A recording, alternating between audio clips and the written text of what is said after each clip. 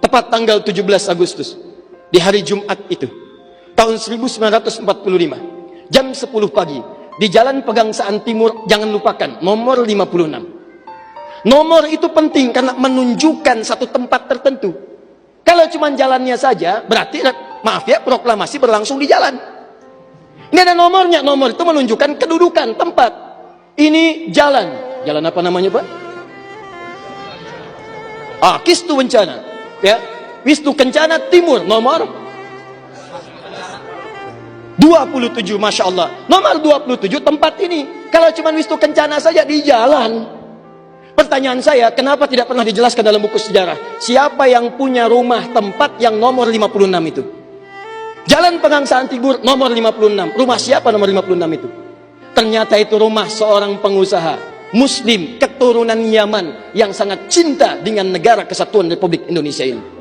Beliau mewakafkan rumahnya untuk kemerdekaan bangsa Indonesia. Namanya Syekh Faraj bin Marta. Mewakafkan rumahnya untuk proklamasi kemerdekaan Republik Indonesia. Insinyur Soekarno datang ke situ dalam keadaan masih lemas. Ada kemudian penyakit dalam tubuhnya, maka diberikan oleh beliau madu Yaman di malam harinya. Siang-siangnya sudah fresh, dalam keadaan yang baik, maka digelorakanlah kemudian di sampingnya ada Bung Hatta. Proklamasi sampai dengan ujungnya. Teman-teman, proklamasi 17 Agustus tahun 1945 itu memiliki saham yang kuat dari pertemuan-pertemuan dan perjuangan para ulama.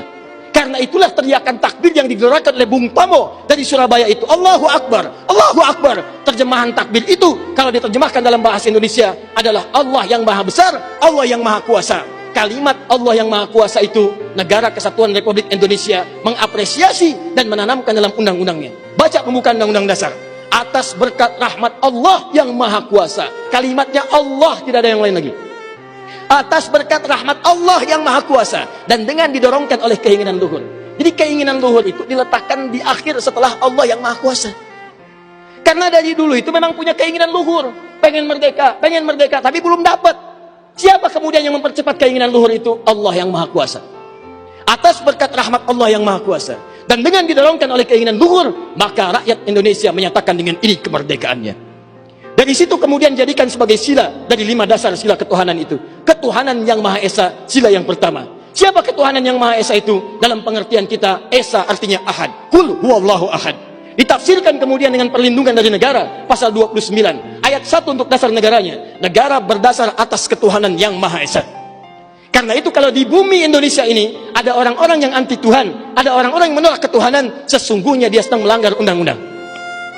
Dan pasal 29 ayat 2-nya, negara menjamin kita untuk menerapkan nilai-nilai ketuhanan dalam bentuk ibadah. Perhatikan bacaannya. Negara menjamin kemerdekaan tiap-tiap penduduk untuk memeluk agamanya masing-masing dan beribadah menurut agama dan kepercayaannya itu. Bagi kita, pengajian adalah ibadah. Salat adalah ibadah. Zakat adalah ibadah. Taklim seperti ini adalah ibadah. Jadi taklim pun dilindungi oleh undang-undang, taklim pun didukung oleh negara, dan kalimat takbir pun itu adalah kalimat takbir yang tertuliskan dalam undang-undang dasar kita. Jadi kalau ada anak bangsa yang anti dengan kalimat takbir, itu artinya anak bangsa yang tidak mengenal perjuangan nenek moyang kita yang telah mewujudkan negara kesatuan Republik Indonesia. Takbir.